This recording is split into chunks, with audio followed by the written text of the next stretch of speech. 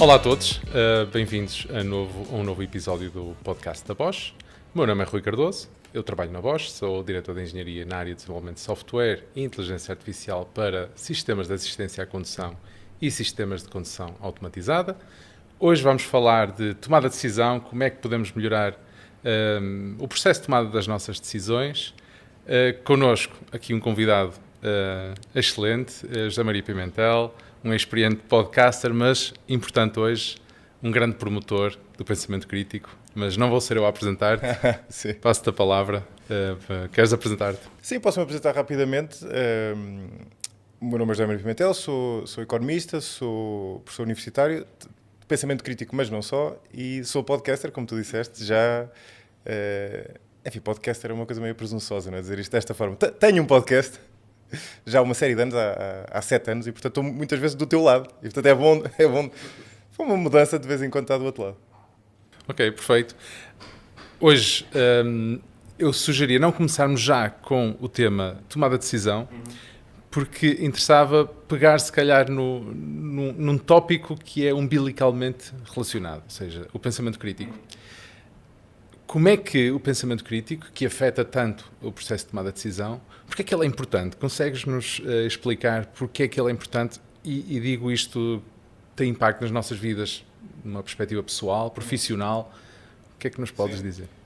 Tu disseste bem, porque o pensamento crítico tem uma interligação grande com a tomada de decisão, embora não se sobreponha totalmente, ou seja, há mais pensamento crítico do que apenas tomada de decisão, e há mais na tomada de decisão, obviamente, do que apenas pensamento crítico. Mas de facto é muito importante, porque dando uma definição rápida, eu acho que já me ouviste definir pensamento crítico de uma maneira mais extensa, mas os dois elementos centrais do pensamento crítico são, aliás, se quisermos até podemos pegar nos termos, no pensamento e no crítico, são, de um lado, ter um pensamento profundo e sustentado, e quando eu digo profundo, isto implica que seja uma capacidade de tratar problemas de uma natureza muito diversa. Ou seja, é profundo nesse sentido, por ser profundo, ele permite tratar problemas muito diferentes e compreender bem desafios muito diferentes. E como se entende, isto é obviamente um pré-requisito para a tomada de decisão eficaz, não é? Não é uma condição suficiente, mas é uma condição necessária, conseguir tratar problemas de natureza muito diferente. E depois, complexa, natureza complexa. Complexa, muito diferente em muitos casos, que sobrepõem naturezas diferentes, não é? Que sobrepõem fatores diferentes. E por outro lado, o lado crítico, que tem que ver com ser crítico, por um lado, em relação ao que está de fora, ou, por exemplo, ao que outra pessoa nos diz, algo que alguém nos está a dizer e que, na verdade, parte de um pressuposto bastante questionável, ou parte de números que não são na verdade, sólidos, e também críticos em relação a nós próprios, que é ainda mais difícil, não é? Em relação aos nossos enviesamentos, em relação aos nossos preconceitos, não é?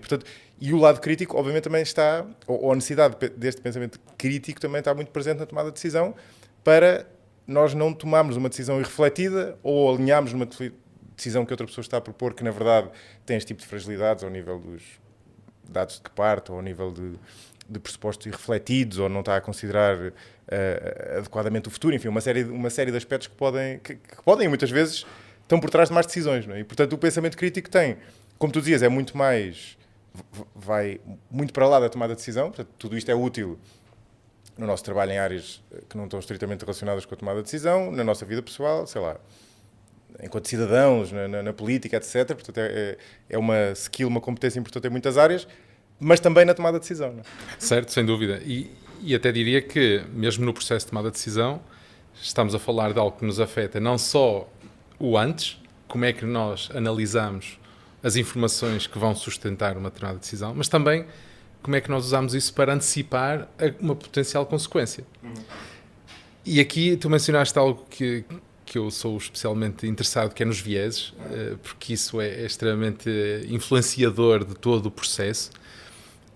Como é que tu achas que nós desenvolvemos aqui uma boa capacidade de sermos críticos em relação às nossas decisões, em relação, como tu disseste, a nós questionarmos a nós mesmos, porque quando são vieses, nós muitas vezes não os controlamos. Ou seja, isto aprende-se, isto treina-se, não é nada inato que a gente diga, pá, aquela pessoa tem um jeitaço para tomar decisões. Não, isto aprende-se, certo? Sim, até certo ponto. Já agora, faz sentido começar por definir vieses cognitivos. De que é que nós falamos quando falamos de vieses cognitivos? Basicamente, vieses cognitivos são quando a nossa intuição, que é algo que acontece de maneira inconsciente, de maneira automática na nossa mente, nos trai. São desvios persistentes da racionalidade. E quando nós falamos de vieses cognitivos, falamos de traços, de tendências que existem em todos nós. Obviamente, se calhar uns mais, outros menos, uns numas situações, outros noutras, não é? Mas é essa tendência para desviar da racionalidade. Há imensos exemplos de vieses cognitivos, aliás, para quem estiver a ouvir e a ver, podem ir à página da Wikipédia, por exemplo, dos vieses cognitivos, aparece lá um mapa muito giro, que tem dezenas, eu acho que aliás, até é capaz até de ter mais de 100 vieses cognitivos, portanto, há muitos estudados. Para dar um exemplo mais conhecido, talvez, é o viés da confirmação. Está presente em tudo. Aliás, está presente. Eu há bocado dizia que o pensamento crítico é útil em todas as áreas. Esse viés está presente em todas as áreas. Na nossa vida pessoal, na política e no trabalho também. O viés da confirmação é o facto de nós, quando vamos à procura de informação, em vez de irmos à procura de uma maneira neutra, em que vamos procurar informação para confirmar ou para refutar a nossa pré-conceção, a ideia que trazemos, tendemos a procurar informação que vai confirmar aquilo que nós já achávamos. Não é?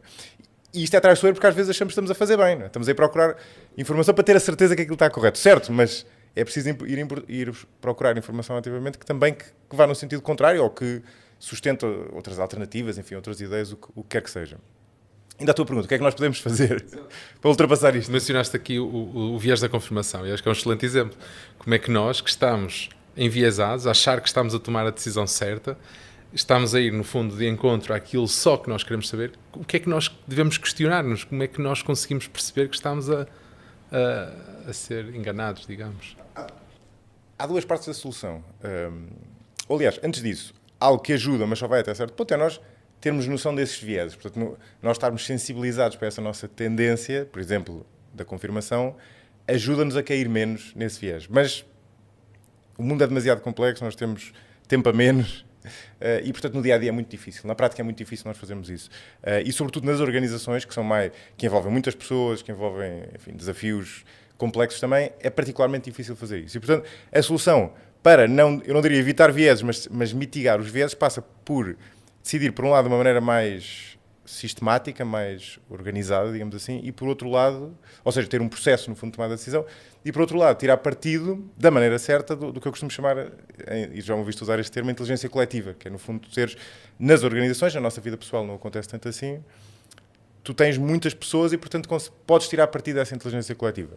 Do primeiro lado, no que toca a decidir de maneira mais sistemática, tem, no fundo, que ver com ter um processo de tomada de decisão, com etapas, que assegura, por exemplo, que nós temos o problema que estamos a endereçar ou temos o objetivo que queremos atingir bem definido antes de avançarmos para explorar alternativas, porque se não tivermos bem definido, e muitas vezes acontece isso, depois na verdade não vamos estar a tomar uma decisão se calhar boa, mas para atingir o objetivo errado. Não é? E portanto esse ponto, essa é uma questão importante, ter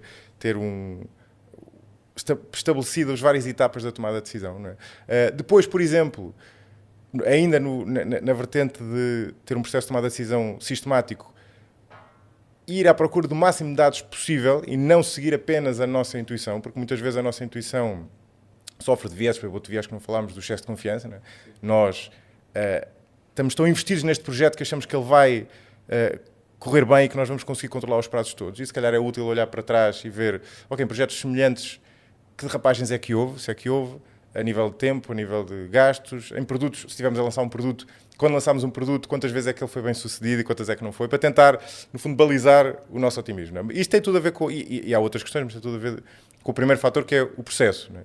O segundo tem a ver com tirar partido dessa inteligência coletiva. Não é? E aí trata-se de tu estabeleceres fóruns em que garantes que há uma discussão aberta entre pessoas que no fundo, que possam contribuir para a discussão, em que a decisão não fica apenas na mão da pessoa mais sénior ou apenas na mão da pessoa responsável por aquele projeto, mas há uma discussão, há partilha de ideias, há geração de ideias, há partilha de ideias, há uma discussão aberta. E o que é que isso faz?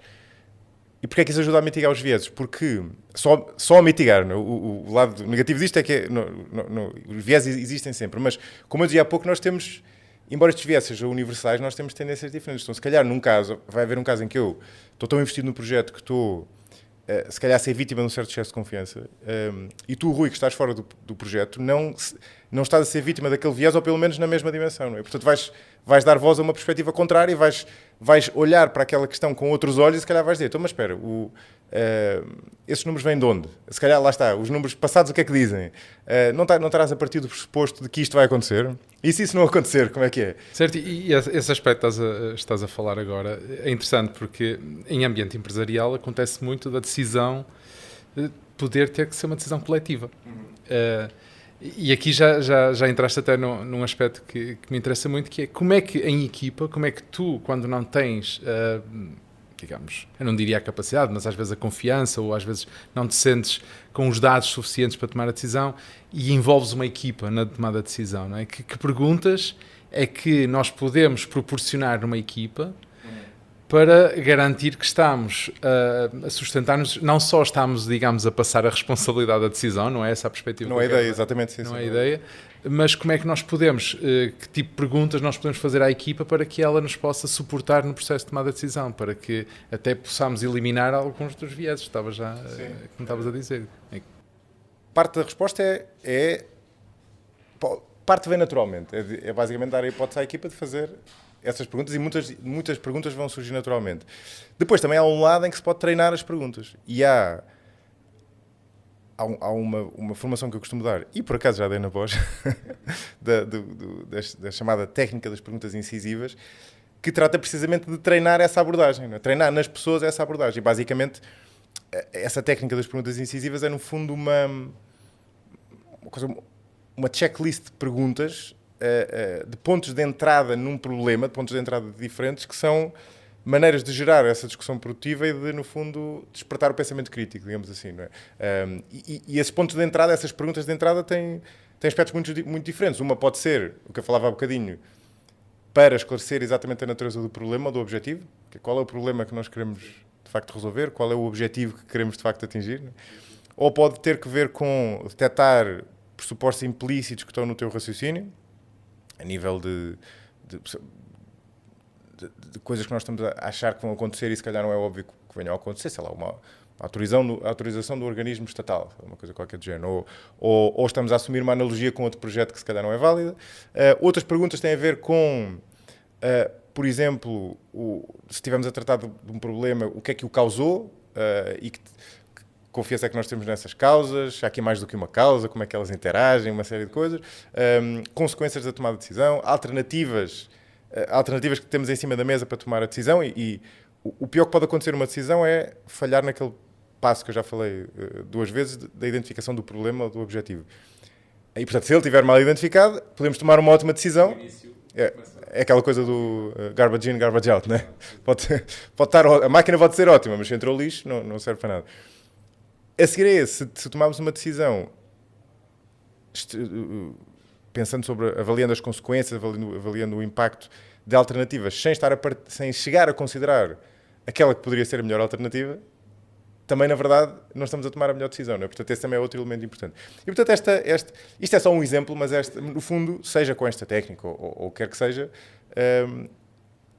trata-se de treinar perguntas, porque tudo, na prática, o pensamento crítico está muito associado a perguntas, não por acaso. O truque, quer dizer, o segredo é fazer a pergunta certa. Não é? Portanto, se des às pessoas ferramentas para perceber os vários ângulos de entrada, as várias perguntas, as pessoas vão estar num ponto em que podem exatamente acrescentar essa inteligência coletiva e se calhar há uma pergunta que não é relevante, a outra também não, mas se calhar a terceira já é. Não é? Aliás, eu até aproveito e introduzo aqui, eu recordo, já te ouvi dizer uma coisa que eu achei interessantíssima, que é os brainstorms não funcionam. Sim. Fala-nos um bocadinho disso, que eu achei muito interessante quando mencionaste isso uma vez, porque entra aqui exatamente neste momento em que uma equipa se reúne para discutir um assunto ou para tentar encontrar uma solução a um determinado problema, mas como é que as diferentes pessoas podem se impedir elas próprias de se moverem em direção a uma solução, não é? Eu lembro quando apanhei a primeira vez essa investigação, que teve um impacto em mim provavelmente muito parecido do que o que teve em ti quando tu me ouviste dizer isso. Sim. Que é aquela coisa de... Eu, aliás, acho que isto é comum a todos os insights que poderosos, digamos assim. Por um lado é surpreendente, mas por outro, de certa forma, encaixa na nossa experiência. De certa forma, ajuda a resolver uma certa contradição que nós tínhamos identificado, mas de que nunca nos tínhamos dado conta totalmente. Né? E o que essa investigação mostra é, de facto, como tu dizias, o brainstorming não funciona. Ou seja, tu sentares-te na sala comigo e com outras pessoas, por exemplo, da tua equipa, para discutir um tema, para gerar ideias para resolver um problema ou para atingir um objetivo qualquer, para organizar um evento, o que seja, apenas dar voz às pessoas não é suficiente para gerar criatividade, para gerar soluções criativas. Porquê? Porque o que vai acontecer na prática, e lá está, por isso é que eu digo isto, na verdade, é natural, porque se nós pensarmos bem, isto encaixa muito na nossa experiência, o que vai acontecer é, a partir do momento em que, em que tu abrires a discussão para partilha de ideias, quem é a primeira pessoa a falar? Vai ser ou a pessoa mais sénior, portanto mais confiante no fundo da sua opinião, Ou mais falador. ou mais faladora, por natureza, e em muitos casos a pessoa que já pensou algo sobre o assunto. Sim. Portanto, as pessoas que tenderão a falar mais serão as pessoas que já têm alguma ideia sobre aquele assunto. As que têm menos ideias vão falar menos. E que não é necessariamente a melhor ideia. Não é necessariamente a melhor ideia, exatamente, mas basta ela ser... Aliás, o problema até é esse. Mas basta ela ser minimamente coerente. Portanto, se ela for completamente estapafúrdia, claro que as pessoas não ligam, não é? Mas se ela for minimamente coerente, e o normal é que seja, e se a segunda pessoa a falar também tiver uma ideia minimamente coerente, as outras todas, que não tinham pensado sobre o assunto, inconscientemente vão pensar, olha, boa ideia. Cria o efeito de arrasto. Está resolvido. Eu já nem vou lá, a minha mente já nem vai produzir por ela própria ideias. Não é? E, portanto, na prática, tu não geraste criatividade nenhuma naquelas pessoas que ainda não tinham pensado sobre o tema, porque essa criatividade nós matamos essa criatividade desta maneira não deliberada. Não é? E, portanto, a maneira de gerar criatividade, gerar ideias, ou seja, a maneira para conseguir tirar partido desta inteligência coletiva aqui ao nível das ideias, ou seja, de ter as pessoas a pensar por elas próprias e ser criativas e pensar em ideias novas, pois há várias maneiras de fazer isto, mas é assegurar que as pessoas pensam antes da reunião. Certo. Ou então... Tentar promover uma preparação. Isso, ou então na reunião em silêncio, não é? Mas no fundo não haver partilha. Depois há várias técnicas, há uma com post-its que as pessoas escrevem todas e depois tu colas na parede. De forma individual. Exatamente, e tentas perceber. Portanto, primeiro todos pensamos de maneira individual e escrevemos umas ideias, e depois há um facilitador que vai colando os papéis na parede e tal. Agregar e depois distribuir perguntas. Exatamente, e tens vários métodos, mas eles têm todos em comum isso, não é? E de facto, isto é por um lado surpreendente, porque a pessoa tenderia a achar que o brainstorming funcionava bem. Por outro lado, eu acho que encaixa, pelo menos para mim, encaixa muito bem na minha experiência desse tipo de reuniões, não é? Completamente. Por isso é que eu achei interessante também. Exato.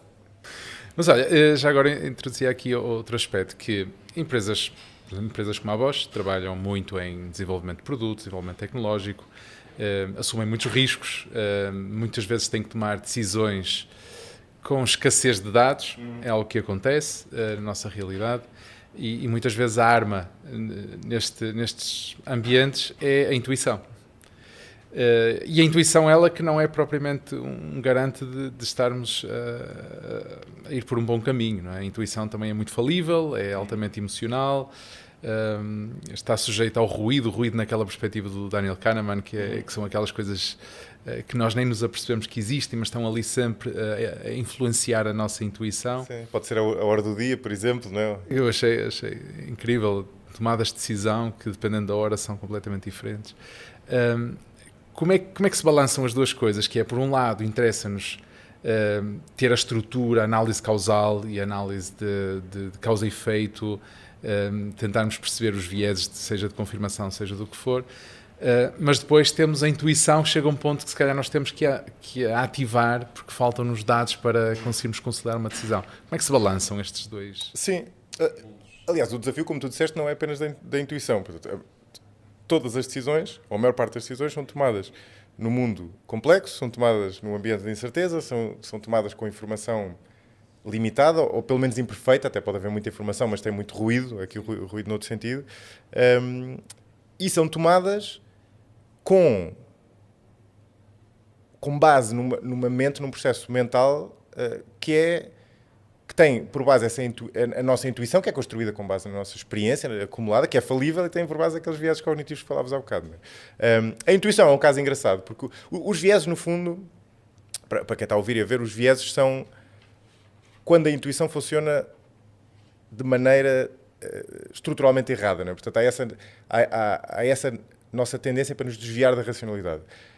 A intuição que está por base, que é mais geral do que os vieses, que é no fundo a intuição é esse processo inconsciente que todos nós temos e que tem por base toda a nossa experiência de vida cozinhada, não é? A nossa experiência de vida, a nossa experiência profissional. A intuição, o grande problema da intuição é que ela é falível.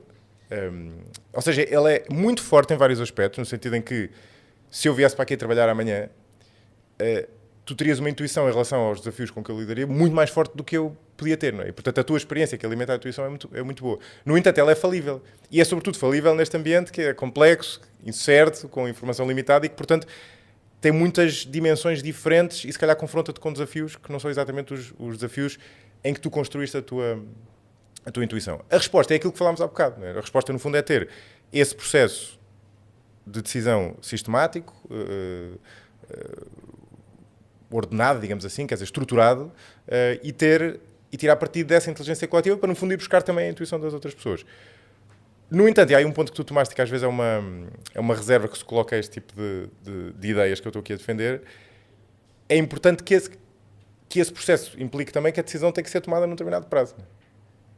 E, portanto, ela vai ter que ser tomada, não é? Porque também há um preço que tu pagas por não tomar a decisão. E, portanto, a ideia não é essa, ou seja, a ideia é que tu...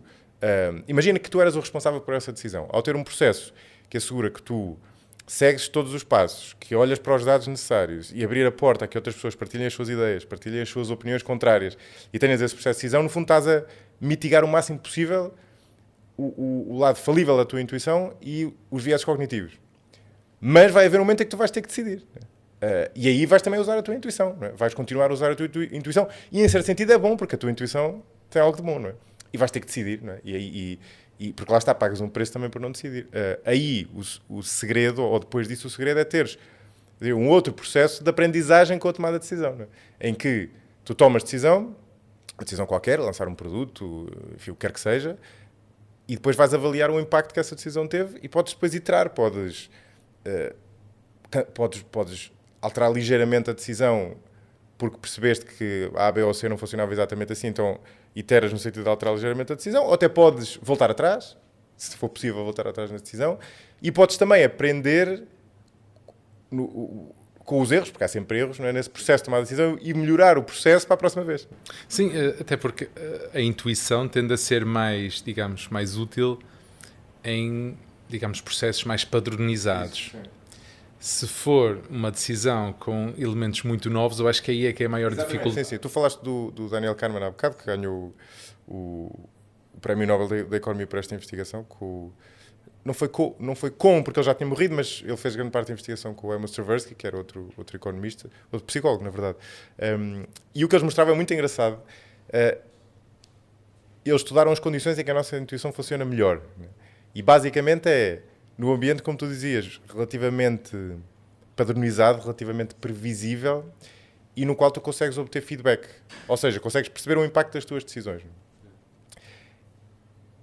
E dizer que é um ambiente previsível não quer dizer que seja um ambiente pouco fácil. Digamos assim. O xadrez é um exemplo desses. Está longe de ser fácil, mas é um ambiente previsível nesse sentido.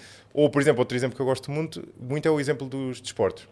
No desporto há muito isso. O desporto, aliás, há uma história deliciosa, isto acho que vinha num livro do Malcolm Gladwell, salvo erro, que ele contava uma história, e já me contaram variantes desta história com outros desportos, de um treinador de ténis que percebia quando o atleta que ele estava a treinar ia falhar o segundo serviço. Porque lá está, o ténis é relativamente padronizado, tudo aquilo acontece num campo, com dimensões fixas, o terreno muda, é evidente, mas as dimensões são fixas, também muda o vento e tal, mas a bola é padronizada, a raquete é mais ou menos padronizada, portanto tudo aquilo é suficientemente previsível para ele construir uma intuição fortíssima ao longo do tempo.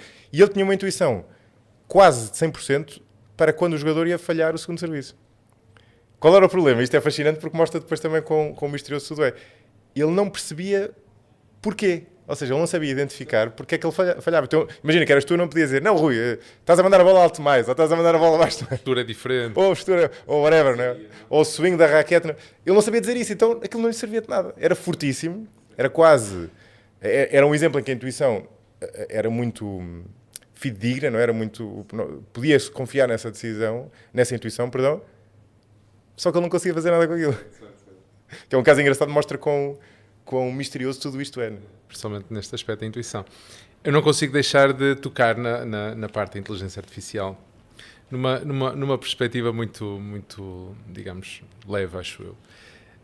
Hoje em dia, eu acho que nós, cada vez mais, e digo nós, em geral a sociedade, assiste-se cada vez mais de mecanismos de inteligência artificial para tomar decisões. Tornou-se fácil, tornou-se muito acessível, e aqui não falo só dos mais conhecidos modelos de linguagem, como o famosíssimo ChatGPT, mas mesmo em várias áreas, na área médica, área financeira. Imensas decisões são agora delegadas em mecanismos que foram treinados, com determinados dados. E aqui, como é que tu vês isto, que é numa perspectiva de nós temos a nossa intuição, temos a nossa capacidade de analisar dados, apesar de ser muitas vezes enviesada, mas estes sistemas também podem ser enviesados, não são um garante de que a decisão está perfeitamente correta. Como é que tu vês esta introdução de um novo elemento que nos suporta nas tomadas de decisão? Vês como uma forma de conseguirmos evitar vieses e, no fim, preferimos aceitar o viés de um modelo de inteligência artificial porque, se calhar, estamos a responsabilizar algo imaterial, não sei. Mas achas que vale a pena abdicarmos dos nossos vieses em função de algo mais automatizado ou os nossos vieses, se calhar, ainda têm mais ponderação? Isso é uma pergunta difícil. Eu estava a ouvir-te porque estava a pensar algum tipo de decisão aqui na Bosch que vocês tomem com base neste tipo de modelos e que possa ser partilhado? Só para se perceber concretamente do que é que estamos a falar. Sim, é assim, eu aqui falo de decisões, fui bastante vago. Por isso é que eu te perguntei. Bastante vago. Não estou a falar de decisões de negócio, como é óbvio, mas a minha questão até ia nesse sentido. Nós, obviamente, temos decisões mais operacionais, pode ser uma decisão de uma transação, pode ser uma decisão de um mecanismo automatizado, pode ser uma decisão de uma classificação de algo. Temos produtos que já recorrem à inteligência artificial para fazer, seja classificação de eventos num veículo, seja classificação para um carro fazer uma travagem de emergência, percebeu que à frente dele tem outro carro. Isto é tudo assistido por inteligência artificial, mas eu nem ia nesse sentido, ia mais numa perspectiva operacional, executiva, de nós tínhamos uma decisão para tomar de um investimento, seja do que for, e delegámos no ChatGPT. Alimentar os dados para um modelo e deixa ver o que é que ele diz. Era mais nisso. Nós aí... Isso é uma pergunta interessante. Isso dava para um episódio só. Não é? Estes modelos têm vieses porque têm vieses nos dados. Que vêm do nosso São limitados os dados. São limitados e são enviesados porque vêm do nosso mundo, sim, exato. Que é enviesado em vários aspectos. Ainda assim, eles são tipicamente menos enviesados do que o ser humano médio. Aliás, há muita investigação que mostra que estes modelos são melhores a tomar decisões do que os seres humanos. Ou seja, todos estes vieses cognitivos que nós temos, eles têm-nos menos, são mais racionais nesse sentido. Não é preciso estes modelos da AI generativa. Basta uma simples regressão, que é melhor, comprovadamente, a tomar decisões do que o ser humano isoladamente. Né? Portanto, são mais racionais do que nós. No entanto, não são absolutamente racionais e, portanto, e também não são perfeitos, não é mesmo? Também não é apenas uma questão de racionalidade, também tem, sei lá, modelos de diagnóstico médico também terão falhas. São menos enviesados do que os médicos, mas também terão falhas. E, portanto, é preciso ter eu acho que há aí um grande potencial, mas voltamos ao ponto que falávamos há bocadinho. Tem de haver um processo iterativo em que tu alimentes o modelo, percebas o impacto que ele tem e vais avaliando ao longo do tempo a perceber quão fiável é aquele modelo. Ir tocando, ir percebendo. Ir testando e vendo, no fundo aprendendo e percebendo quanto é que tu podes confiar nele e quanto é que não podes. Que é uma coisa que nós todos fazemos, mais ou menos intuitivamente com o ChatGPT, por exemplo, em coisas menores, em tarefas, vais percebendo que ele é bom para fazer isto ou não é? É bom para fazer outra? Há umas coisas que é melhor para fazer e tu fazes, outras que não é tão bom e deixas de fazer.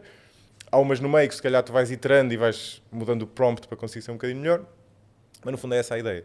Nas organizações, eu não sei até que ponto é que isto acontece, mas pode haver um desafio interessante até porque agora estas ferramentas estão na moda, de acontecer um bocadinho o que acontece às vezes com os consultores, que é, as organizações têm vários problemas de agência, não é? Portanto, problemas de delegação, no fundo. E quem está no meio, normalmente, tem os incentivos que tem é, pelo menos para, em parte, ter como objetivo minimizar o seu risco. Né? Ou seja, tu queres que as coisas não corram mal. Não? Queres que elas corram bem também, mas queres sobretudo que elas não corram mal, porque senão tens problemas.